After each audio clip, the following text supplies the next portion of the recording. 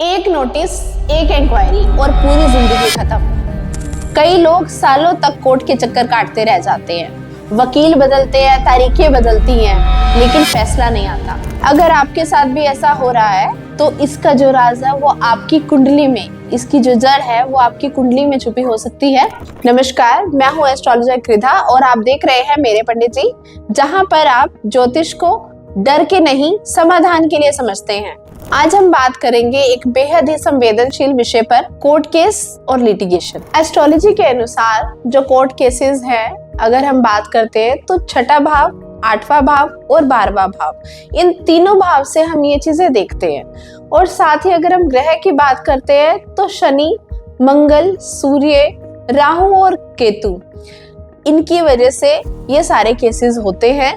इनकी वजह से ही जो वाद विवाद होते हैं, लड़ाई होती है, या कोई भी अचानक से कोई ऐसा रीजन हो जाता है जिसकी वजह से ये सारी प्रॉब्लम्स आती हैं, इनकी अशुभता की वजह से होता है। देखिए, कोर्ट केसेस से जुड़े हुए मुख्य जो भाव होते हैं, जैसे कि मैंने आपसे बताया कि छठा, 8वां और 12वां, ये तीनों भाव हैं जिससे हम कोर्ट केसेस देखते हैं। सबसे पहले छठे भाव से हमें क्या चीजें देखने को मिलती है, किसी भी तरीके से आपका कोई भी आपके सर्कल में अगर किसी के साथ वाद विवाद है, कोई भी आपके एनिमीज है, कोई दुश्मन है, कोई हिडन आपके शत्रु होते हैं, तो ये सारी चीजें हम देखते हैं। फिर मुकदमेबाजी, ये सारी चीजें आप इस भाव से देखते हैं।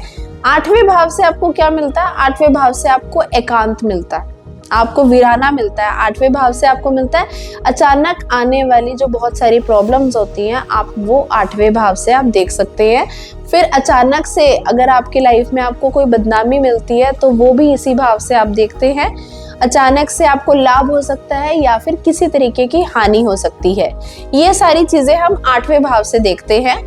अब बात करते हैं हम 12वें भाव की। 12वां भाव देखिए किसी भी तरीके की यात्रा का होता है। अब यहाँ पर हम क्योंकि कोर्ट केसेस की बात कर रहे हैं तो यहाँ पर सबसे पहले मैं जेल यात्रा कंसीडर करूंगी कि 12वें भाव से हम जेल यात्रा या फिर कोई भी किसी तरीके का जुर्माना, एकांतवास या फिर कोर्ट कचहरी के जो मामले हैं वहां पर आपके बहुत से खर्चे हो सकते हैं। ये सारी चीजें हम इन तीनों भावों से देखते हैं। देखिए, जब हम कोर्ट केसेस के बारे में बात कर रहे हैं, लिटिगेशन के बारे में बात कर रहे हैं, तो हम नजरअंदाज नहीं कर सकते उसके सॉल्यूशन के लिए। तो उसके लिए हमें छठे और 11वें भाव का जो संबंध है आपस में, हमें वो कंसीडर करना बहुत जरूरी है, क्योंकि छठे और 11वें भाव का जो संबंध है उससे हमें हो सकता है कि आपको बहुत ज्यादा लाभ हो सकता है कि जो आपका लिटिगेशन में या जो कोई केस आपका चल रहा है, हो सकता है आपकी इच्छा की पूर्ति होने जा रही हो सकता है वो केस के जो रिजल्ट है वो आपके हक में हो। तो इसीलिए हमें छठे और 11वें भाव को साथ में लेना है।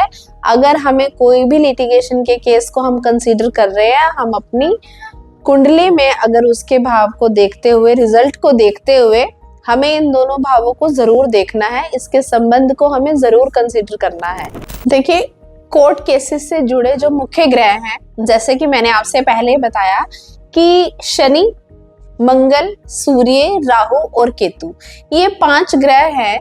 अशुभ और शुभ अगर होते हैं तो कोई भी कोर्ट केस में फंसा देते हैं, किसी भी केस में आपको जीत दिला देते हैं या फिर लंबे समय तक के लिए उसको लटका देते हैं। तो सबसे पहले हम शनि की बात करते हैं। देखिए, शनि क्योंकि न्याय प्रिय है, शनि क्या करता है? शनि न्याय देने वाला है, शनि कानून है, कानून की व्यवस्था है। या फिर शनि क्योंकि स्लो मोशन में चलता है, इसीलिए ये देरी करता है।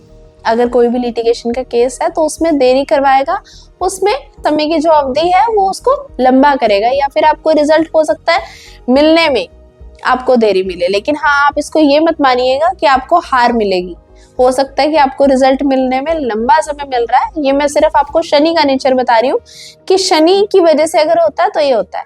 अब आपकी कुंडली में अगर शनि अशुभ है, पीड़ित है, तो शनि किसी भी तरीके से पीड़ित होता है तो लिटिगेशन हो सकती है, किसी भी तरीके का वाद विवाद हो सकता है। शनि के बाद हम बात करेंगे मंगल की। देखिए, मंगल क्या करता है? सबसे पहले मंगल जो कारक है क्रोध का, एग्रेशन का, अगर मंगल आपकी कुंडली में या किसी भी जातक की कुंडली में छठे, 8वें, 12वें भाव में है और उसके ऊपर दृष्टि किसी नीच ग्रह की पड़ रही है तो वो लिटिगेशन करवा देता है। शनि, मंगल और अब हम बात करते हैं सूर्य की। सूर्य क्या है? सरकार, प्रशासन, अधिकारियों से संबंध रखता है।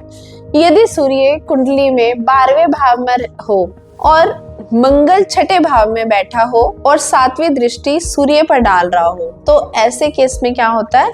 जातक को लंबी जेल ये करवा देता है। सूर्य के बाद बात करते हैं हम राहु की। राहु क्या है? धोखा, राहु है भ्रम, झूठे आरोप, अचानक से आने वाली कोई भी बाधा या फिर बदनामी, इन सारी चीजों से जुड़ा है। अगर राहु किसी भी जातक की कुंडली में 12वें भाव में मंगल, बृहस्पति या फिर सूर्य के साथ युति बनाकर अगर बैठा है तो जातक को जेल यात्रा हो सकती है। देखिए, शनि, मंगल, सूर्य, राहु और उसके बाद राहु के साथ साथ केतु।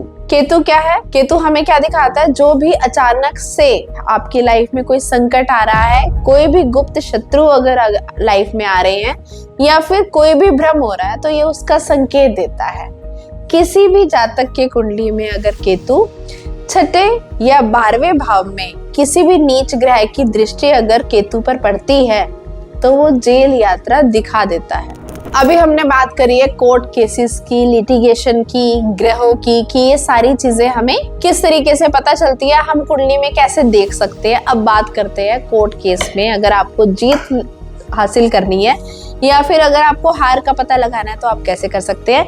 देखिए, सबसे पहले यदि गुरुदेव बृहस्पति की दृष्टि छठे, 8वें, 12वें भाव पर पड़ रही है या फिर 11वें भाव में जो राशि है उसके साथ संबंध अच्छे हैं, अगर वो मजबूत है, 11वां भाव मजबूत है, तो आपकी जीत निश्चित है।